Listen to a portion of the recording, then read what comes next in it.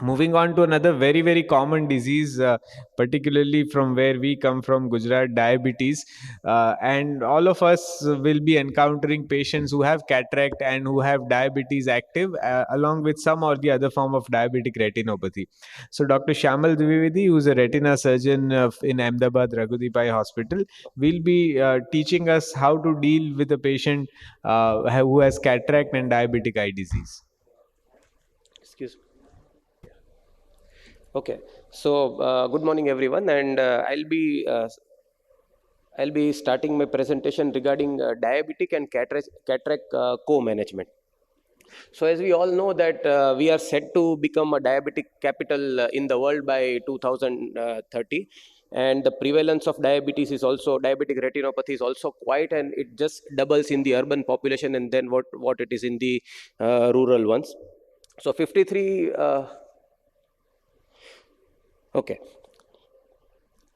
So it is the duration of the diabetes which is extremely important, as we all know. So after 20 years of diabetes mellitus, 98% of type 1 and 60% of type 2 will have some kind of diabetic retinopathy. And out of those patients who are having diabetic retinopathy, 5% of them will definitely have proliferative diabetic retinopathy.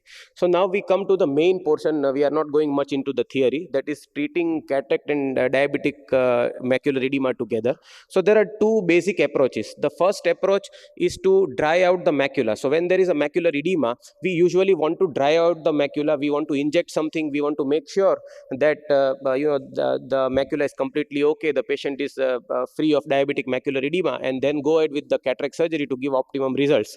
So this is one of the approach. And the second approach which I'll be discussing today is the combined approach, in which diabetic macular edema is managed and cataract both are managed together.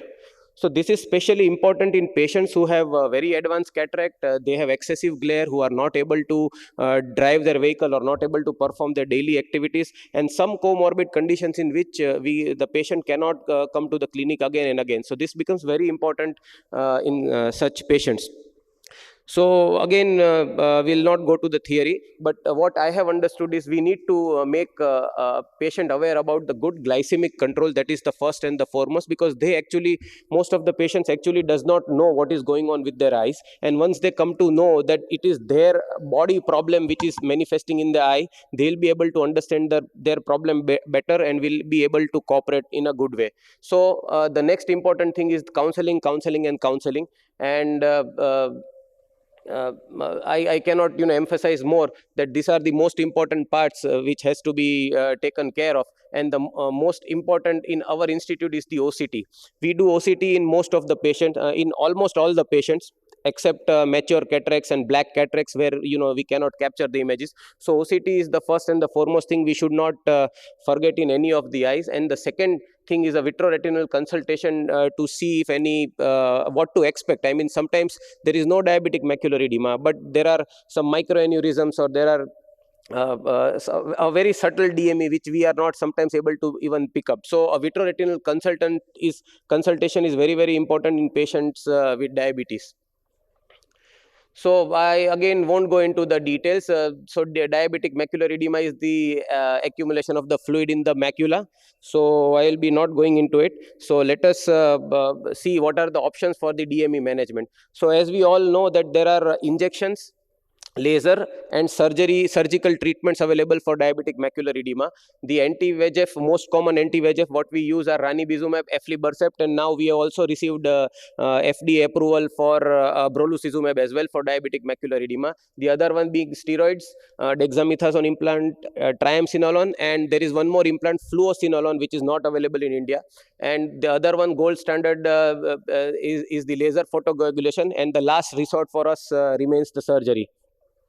So let us start with some real world scenarios. So we are a part of a research team, and Dr. Aditya Sudhalkar has done a lot of research on the dexamethasone implant, and he has concluded with the other colleagues that dexamethasone implant remains a very, very valid option in treating diabetic macular edema along with cataract surgery in treatment naive eyes. So let us start with the clinical cases. So here is a patient who has a 660 vision and a decent cataract with a diabetic macular edema. You can see a very big cystic space and lots of hard exudates around the fovea. So this patient underwent a cataract surgery along with the dexamethasone implant, and at the end of 3 months, he was very happy. We were very happy, as well as he was very happy to have a 612 visual acuity maintaining at the end of 3 months, and lot of decrease in the intraretinal fluid. He subsequently did receive some more injections because this diabetic macular edema is a recurrent condition, but he was doing very well after at the end of 3 months. This is another case in which there is a massive diabetic macular edema and some RP layer disruption as well. So we were not expecting a very good result even after the treatment, but we were very happy to see that after the dexamethasone implant and the cataract surgery, patient received a very decent visual acuity improvement with almost near total complete resolution of the intraretinal fluid. So Dr. Aditya Sudhalkar has already described how we put a dexamethasone implant along with the cataract surgery, but this is just to show that first the cataract surgeon finishes the cataract surgery, and once the cataract surgery is over, an IOL implantation is done. Now it is the choice of the doctor if he wants to put a suture or what, and then gently we go tangential to the eye and make sure that it is facing the optic nerve, and make sure that implant is at least visible in the from the pupillary plane.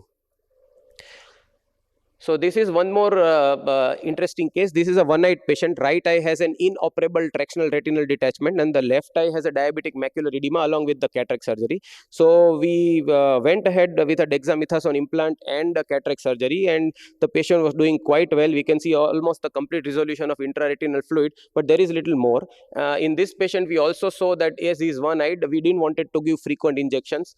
So we saw that there are hard exudates threatening the fovea, if you can see on your left sided image, and we decided to go for a focal laser photocoagulation in this patient after the cataract surgery, and this is after 1.5 months of the focal photocoagulation. We see lots of resolution of the hard exudates, and patient is doing very well without any injections. Like, he needs about 1 injection a year and he is absolutely fine. So this is a very interesting case. Once again, we did an OCT and we also did a retinal consultation and everything. So everything looked okay on table, and we felt that this patient does not have any diabetic retinopathy. So we went ahead with a normal cataract surgery. After the cataract surgery, he developed macular edema in the right eye. We were still in an impression that this is just a sort of Irwin guess, what we expect after the cataract surgery. But then something came into our mind, and we went ahead with a fundus fluorescent angiography. And while doing an angiography, we saw that this patient does have a moderate to severe type of diabetic macular edema in both the eyes, just not one eye. So we went ahead with the dexamethasone implant, and we received a near total resolution, and followed by that we also did a focal laser photocoagulation, and the patient is doing absolutely fine after 3 months. So this is another case in which we did not use. This is a proliferative diabetic retinopathy, and you can see on your right sided image that there is an active neovascularization. So this is a proliferative case with a PRP already done, but in spite of a PRP, the patient still has a neovascularization, what we can see in the red free image as well as the color images. So at this point of time, we went ahead with anti-VEGF instead of a dexamethasone implant, and he also had a macular edema, I forgot to say that, and after putting the anti-VEGF, we got the neovascularization went off, and after that we did some top up with the PRP and some focal laser, and the patient is doing absolutely fine. So this is one more patient with vitreomacular traction. This patient is also a post pan-retinal photocoagulation, and usually the vitreous is very sticky in such patients. So just to show you how after the cataract surgery is done, we usually put a suture to secure the wound.